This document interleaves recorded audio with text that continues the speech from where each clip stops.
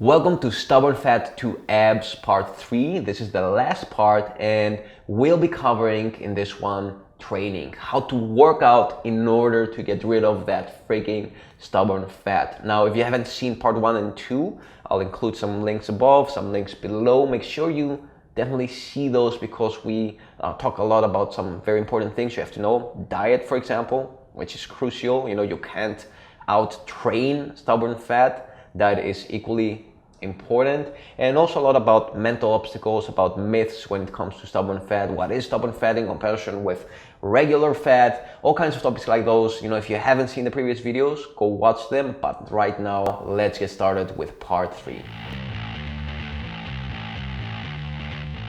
One of the biggest problems when it comes to getting rid of stubborn fat is the fact that people with stubborn fat tend to lose a bigger ratio of muscle in comparison to fat. So in that way it's often the case that they will lose weight and they will look maybe even worse, and also their metabolisms adapt a lot easier to lower caloric intakes. So remember that the goal, as we said in part 2, is optimizing body composition. It's not just about weight loss. It's about maximizing fat loss and minimizing muscle loss. So the dietary solution that we talked about is having a low caloric deficit, having like a really aggressive caloric deficit, but you're only going to do that for a small amount of time, so you cycle that in order to avoid your metabolism adapting again, but also not causing problems to your metabolism, because aggressive caloric restrictions can be not that healthy when you're doing them for too long. And also keeping your protein very high, as we said, because that's going to help you a lot with not losing muscle growth. And we didn't talk a lot about training because that's a topic we'll be covering today. So how do you train in order to get rid of stubborn fat? Is there a difference? And the answer is yes, there is. If you studied the research out there where people lose weight without losing any muscle mass, even gaining muscle mass, and improving their body composition and losing fat, there are two common elements I often observe. Number one is high frequency training. So in these studies, the subjects train almost every day. And number two is strength training. Now, although in a lot of studies they don't only do strength training, it's the common element. And a personal self-observation would be that the programming in a lot of these studies could be even better. Just like with dieting, you want a high protein intake in order to motivate your body to stimulate protein synthesis and keep your muscles as intact as possible. The same thing applies with training. You want to give your body a high frequency training, strength training plan, because that way when you're training every day, when you're strength training every day, using your muscles, you're motivating your physiology. Basically you're telling your body that, look, I'm using these things every day, so please don't get rid of them. Because what happens, for example, with people that lose their muscles when they've trained for a lot of time, they look pretty good, and they don't train for a little while and it goes away really fast. Trust me, when you don't train for a few weeks, you can see your muscles slowly shrinking. Why does that happen? Because your body isn't motivated to keep them anymore. Your body doesn't really care a lot about you having muscles. It cares a lot more about your fat, because your fat is what's going to keep you alive if you're at a desperate situation, when you're at scarcity, when there's no food around. It's going to feed a lot easier from fat than from muscles. So that is why your body prefers fat and doesn't care that much about muscle. But if you train every day, if you just stimulate that muscle protein synthesis every day, it's gonna help also maintain as much of it as possible. And you know, if you do everything perfect, a lot of times you might even build muscle while on a caloric deficit, trying to get rid of stubborn fat. So some of you right now might be thinking, but isn't that overtraining? Won't, you know, that have negative consequences for my body? And I get that, because there's so many myths out there, like typical bodybuilding myths where they tell you shouldn't train one muscle group per week and stuff like that, which is, it's just stupid. One thing we know nowadays from studies is that training your muscle group more than even 2 times in a lot of studies is essential for muscle growth. There's another myth that says, you know, your body needs like your neuromuscular system needs 48 hours to recover. And you know, the answer to all this is that it depends. It depends on how hard you train. For example, you can do 1 set of push-ups every day. You know, you won't get burned, you won't get overtrained. It's all about the volume of training and the intensity, how hard you train. So if you balance those, you can train every day and make great gains. As a matter of fact, I've been training 6 times per week nowadays. So, you know, by training every day, I mean you can take a day off. And I actually recommend you take a day off, because your body always needs at least 1 day per week to just let go, not only physically, but also mentally. It's good to have that. So there are also benefits to training on a daily basis. It's easier for a lot of people to keep that momentum going. You know, when you train on a daily basis, especially if you train at the same time, it makes your habit a lot more fixed, like kind of like you're brushing your teeth. You know, you stop thinking about it after a certain point. You just know it's a thing you have to do every day, and you just do it.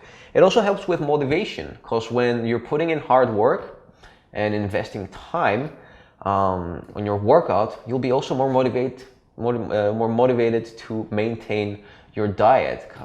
For example, for me, I know when I'm going to train hard, I'm gonna also be always motivated to eat healthier after that, because I appreciate the fuel that I put in my body after I've trained hard.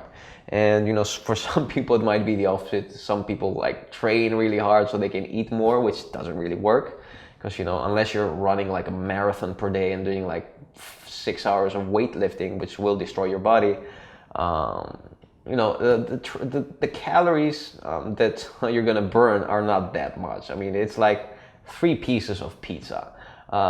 That wouldn't make me happy, for example, and I don't think it would make you guys happy to like train your asses off to just have a little bit of extra, you know, food like that. So what kind of training do I recommend? Well, you know, I have a free beginner's guide, which is a pretty good example of what I recommend. You know, training 6 days per week and focusing on primal movements, focusing on pull, push, squat, and hinge.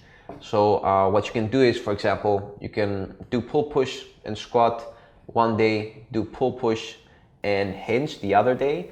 And you know, day 1 you can focus on vertical pull, vertical push. That would be pull-ups and maybe handstand push-ups, maybe pike push-ups if you're not that advanced. And you can do regular squats, you can do weighted lunges, you can do jumping lunges, things like that.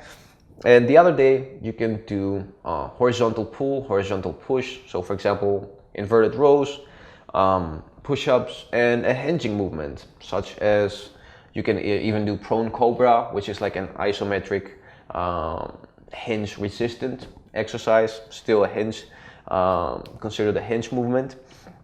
Other things that I recommend is, where's my slide? There it is.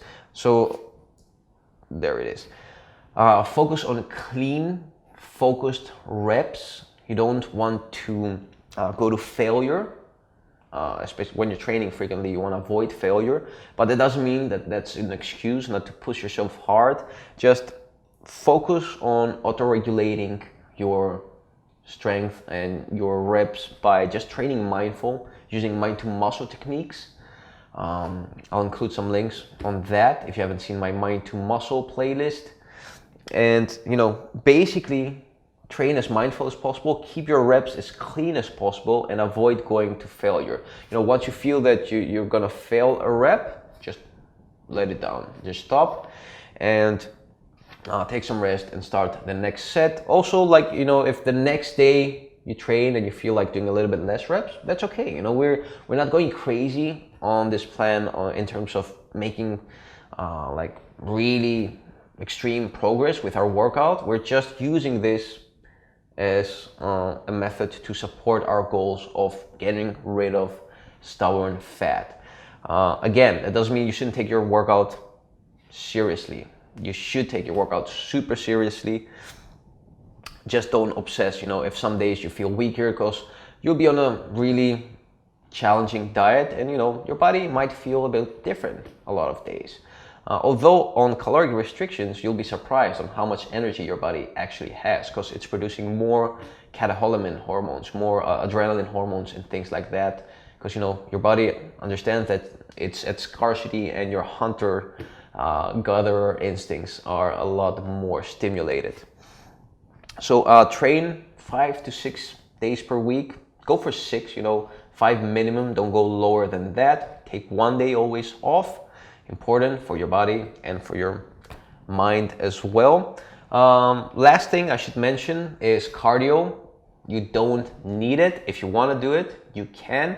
But personally, I would, recommend avoiding it, because for me, cardio, first of all, it motivates muscle breakdown. When you're running for an hour or whatever, you're not stimulating a lot of muscle growth unless you're a beginner and you have really weak legs. What you're stimulating is muscle breakdown. What else? For a lot of people, cardio also increases appetite. Of course, that's debatable. It's said also about strength training, but anything you do can increase appetite in the end. But the most important thing for me is when I do cardio, I know is that I lose that edge I have with strength training. I'm gonna train and I'm gonna feel just a little bit drained. If it's like the previous day, if I did before my strength training, I'll feel very drained most often. But that's for me, that's the biggest disadvantage. If you want to do something more cardio oriented, you can do high intensity training. So replace your leg, your squats, for example, with some sprints. Just do about 5 to 6 sprints with a decent break of about 2 to 3 minutes, but don't overdo it. Don't go higher than 80%. Because you want to be reserving your energy for your strength training workouts as well. So that was all. I hope you enjoyed today's video. I hope it was helpful. If you have any questions, leave them in the comment section below. I'll be doing a Q&A. So when I post this video about 2 days later, I'll be uploading a Q&A where I'm going to answer all of your questions posted beneath these videos, part 1, 2, and 3. Leave me some more questions for today in case you have things that are left unanswered. And I also want to tell you that I've been working super hard on making a book out of this program. So basically, I can't cover everything in these videos and give really flexible individual advice. And that is why I decided to create a book that's going to be a lot more detailed. A lot of you have been asking for this, so I'm trying my best. I've been working really late hours to get it finished, and I still have a lot of work up front, but I have everything structured. You can also check out the book cover here. I created. I like to, when I'm working on an idea, I need to have a visual of it. So I always usually start with the book cover. So what will be included in this book, which by the way, I'm going to be giving 50% off for all of you people that are supporting me, following me. Just subscribe at the newsletter link above, and you can get the book that way the first 3 to 4 days at 50% off. The book, as I said, I want to keep it very actionable, so I don't want to have fluff in it. I don't want to have useless information. I want to just give you the exact steps of what you have to do in order to get from stubborn fat to abs. in 30 days. I'm going to be including a lot more structured guidelines concerning the diet, you know, what should you eat, how much, how to structure your plate in regarding with your body, your weight, your physical activity and all that. There will be more dietary hacks and tips, you know, how to make sure that your diet is really good and clean and you don't mess it up. So a lot of tricks also on how to self-discipline yourself. There will be also a bonus guided meditation course. So you know, I'll be telling you, showing you how to meditate, because one of the things shown in studies with meditation is that it improves a lot your self-discipline. And we all know that we need a lot of that when we're doing a really difficult diet. Focusing also a lot on psychology and mental obstacles, you know, how to avoid bad influences, how to avoid people, as I call them, food pushers, that don't care about your goals and just push food in front of your face or alcohol in front of your face. People that, you know, want to get you off your path, that are just messing up with your motivation. There will be a WhatsApp group for people who, you know, prefer communication through their phones, and you know, you can have daily feedback there. I'll be answering your questions on a daily basis over there, but also the rest of the community that's going to build up can add their feedback as well, because it's important, you know, when you're trying to achieve a goal, it's important to have that camaraderie of other people around you. It's important to see that, you know, everybody struggles. We all struggle the same, and you know, through other people's struggles, there's compassion, and there's also more motivation to, you know, just tackle this group as this goal as a group of people instead of you feeling all alone. There will be a secret Facebook group. And, you know, I don't know, I'm gonna try to just add as much as quality information in it as possible. Again, subscribe to my newsletter above if you don't wanna miss out on the 50% off that discount that I'll be giving the first 3 to 4 days. What else? If you have any more questions, leave them in the comment section below. And until next time, keep on training.